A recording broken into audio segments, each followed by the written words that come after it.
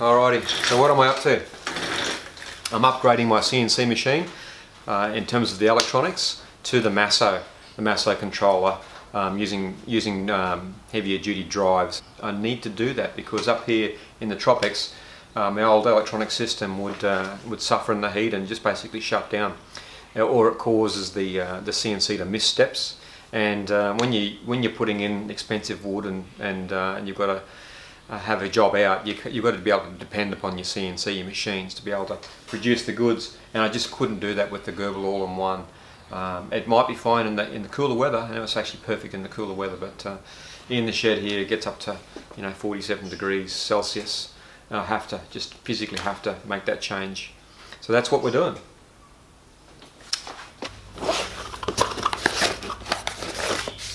So here's the MASSO controller.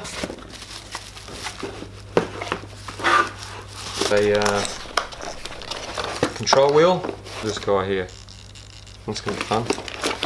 Had to increase the power supply. This is a 48 volt power supply. Homing sensors and a bunch of Microstep drivers here. These are the DM542 Microstep drivers. So, along with that, I've got to do a bit of wiring and improve my current setup to make it a bit more robust. It's all about dependability. Just wanted to highlight the difference here in the Microstep drivers. This is the GRBL All-in-One, and you see the little X, Y, Z and A Microstep drivers. They're tiny. They're 10 millimeters square, these heat sinks. And you've got the adjustment pot here and the little parameter adjustment switches through here, but that's it. It's absolutely tiny. And you compare that to the other Microstep drivers, you really can't compare. And running my NEMA 23s, it struggled. So my electronics sits in a box underneath my CNC. Let's have a quick look inside there. Okay, the GRBL All-in-One's there, and I've got the spindle OptiDrive 3-phase inverter, and it's a 24 volt inverter there, or transformer, and a 12 volt one through here. So I'm changing basically everything in here except for this 12 volt, that guy there, and the wiring will stay in there, but we'll reconfigure the whole board in there.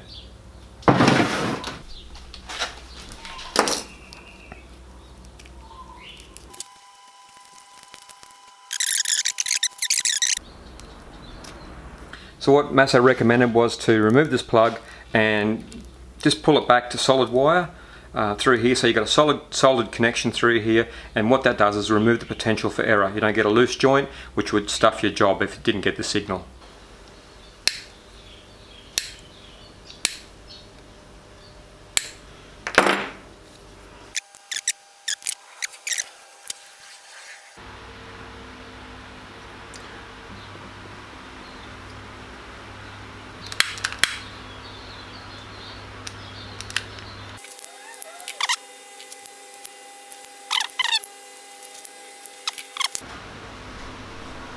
One of the things that might be wise to do, I've finished doing all the hard wiring, is just checked everything that it still works.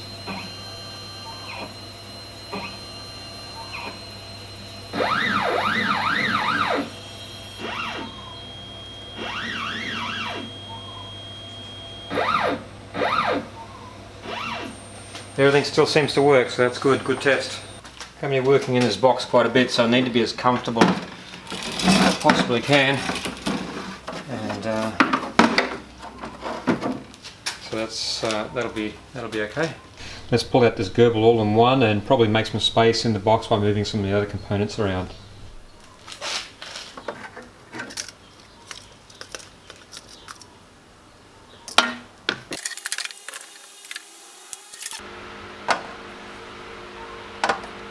Next thing is to work out the layout, a sensible layout to lay out all the components. Wait, that's not sensible. I think I've got enough wire. Yep.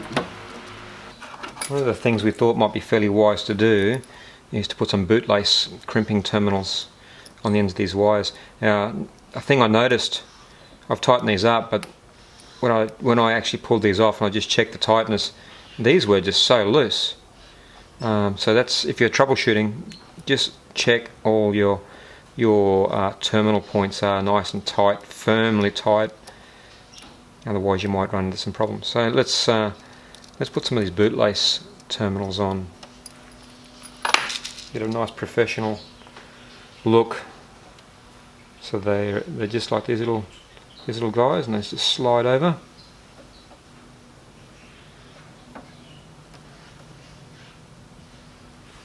And you get this crimping tool with a little sort of star fitting. Just make sure that's nice and snug on there. I do have a little bit of solder on there on the end of the wire. And basically just crimp it on. And what it looks like, nice little tight fitting. And that should go straight in, and it does. That's good. Here we go, this bundle's nicely terminated now. Still all labelled, so I don't get them mixed up, thank goodness, otherwise I'd have to pin them out. Alright, so they're all nice and tight. I've checked them all very important, that they're all firmly on there, connected. And now I can attach these inside. So the homing sensors are powered by 5 volts, so I get my 5 volts from transforming 12 volts down through this little guy down there, and that's going to come out as 5 volts, and then it'll go to the homing sensors.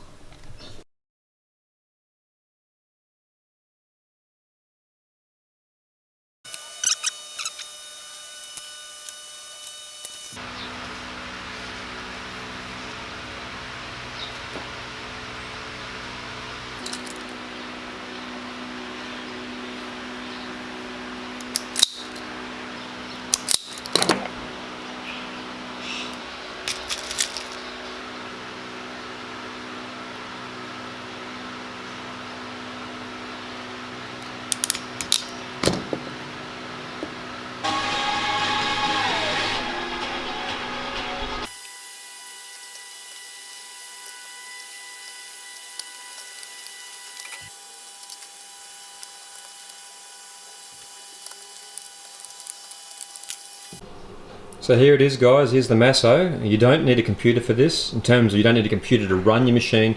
It's all done from the MASSO. You do need a USB stick to have the code input, or it's got a wireless. Now this MASSO is wireless, so I can just send it code through the air, comes to the MASSO, and it goes up to the monitor up here, and I run everything from the monitor. It also has the MPG controller pendant, which is really great. It's a great bonus, and you can also control it from a keyboard. One of the big things that makes this machine work very well is the homing sensors. So I've installed these homing sensors, and they're 5 volt. I put them on, the machine homes to a rock solid dependable known location, and it goes from there. Now another huge noticeable thing, this machine, it's dead quiet. Hardly a sound. All I can hear is the computer fan running in the controller box underneath here. So here's the job I'm going to attempt.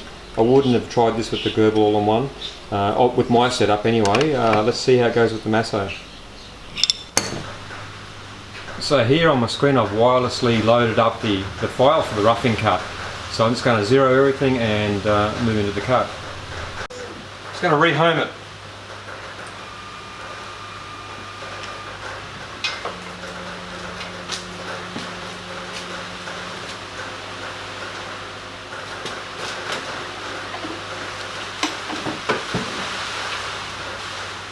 Let's go.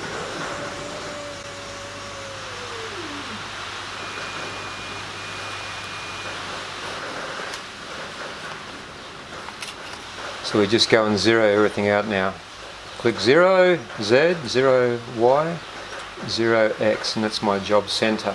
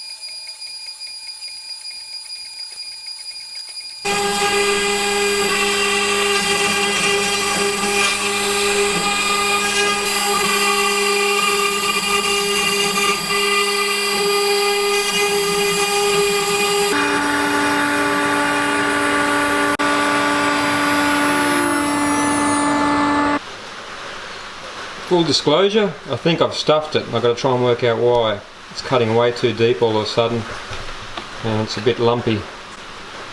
It's just not right.